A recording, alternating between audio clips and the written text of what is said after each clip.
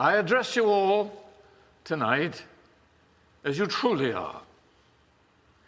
Wizards, magicians, come and dream with me.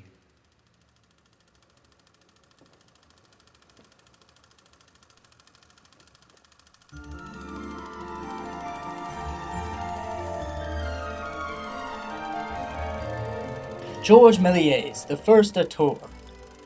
Born December 8, 1861, in Paris to a family of shoemakers, where he worked until his father passed away. He then sold his share of the family business to his brothers and became a stage performer. In 1888, he bought the famous Théâtre Robert Houdin. As owner of the theater, Melies performed and pioneered a variety of magical tricks and effects to amaze the crowd. But on December 28, 1895, Melies would witness something that would forever change his life and the lives of future generations. The Lumiere brothers would screen the first ever public viewing of the film. Melies was amazed by these moving images. He offered to buy the camera off the Lumiere brothers that day. However, they declined. In 1896, Melies and two other fellows invented and patented their own version of the camera. His first film featured Melies and some other gentlemen playing cards at a table while he smokes a cigar. One day in 1896, while filming in Paris, Melies' camera jammed and after a moment started back up again. When he looked at the film, he noticed something fascinating. A truck turned into a hearse, pedestrians changed direction, and men turned into women. This discovery would lead Melies to pioneer his first ever effect, the stop-motion substitution. To achieve this effect, Melies would film until a certain point, in this case just before the cloth is removed. He would then stop filming, have the actress leave frame, then the camera would start back up again. By the time he removes the cloth, it appears that the lady had vanished. However, it was Melies' editing who cut the film on the action, matching it to the next frame, resulting in the disappearance of the lady. Melies began to use this effect quite often in his films, which later led him to discover a new effect by laying down multiple exposures onto one film strip as seen here in this 1901 film. To achieve this effect, Melies would have to expose the same reel of film to multiple takes while also being cautious not to overexpose the image.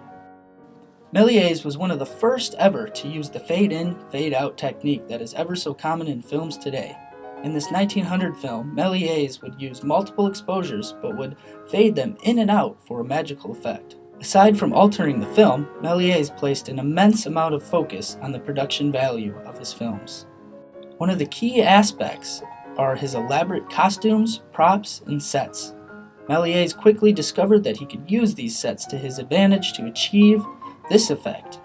Melies would roll a background on a track to make it appear as if the set were moving. Color film was a difficult task for early filmmakers of the 1900s. However, Melies found a way around that by tinting and painting each frame to achieve this colorized effect. To achieve this effect of walking on walls, Melies changed the camera from the front row stage to directly above the actor and used his double exposure technique to give us the effect of a man walking on walls. In 1902, Melies produced his longest and perhaps most famous film, titled A Trip to the Moon. The film utilizes just about all of Melies' skills and effects, which he edited together to tell a chronological narrative.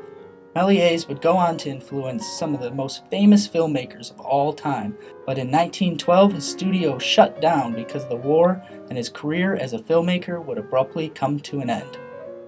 Melies produced over 500 films, however many of them have not survived the tough task of time. Today all of Melies' effects can be done simply by the click of a button.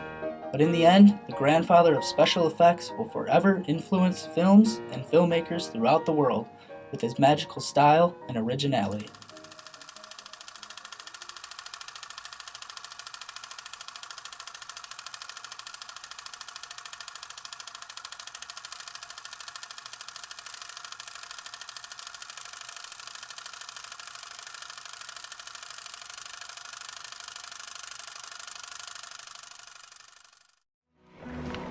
If you've ever wondered where your dreams come from,